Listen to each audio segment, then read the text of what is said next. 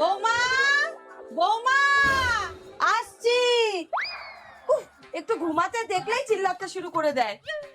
ও শেট, আমি তো ভুলেই গেছি আমার বিয়ে হয়ে গেছে। ধুর, বিয়ের এত বছর পরেও ভুলে যায় যে আমার বিয়ে হয়ে গেছে। বৌমা, আসছি আসছি। ছেলে বিয়ে দিয়ে লাভটা কি হলো? সব কাজ তো আমাকেই করতে হয়। তা ছেলের বিয়ে না দিয়ে একটা চাকর আনলেই তো সারাদিন আপনার কাজ করে দিত। বৌমা, মুখ সামলা কথা বলবা। মা, ও তোমরা এইখানে? শোনো, তোমার মা ফোন করেছিল, আজকেই আসছে, তাড়াতাড়ি রান্না করো। ঠিক আছে।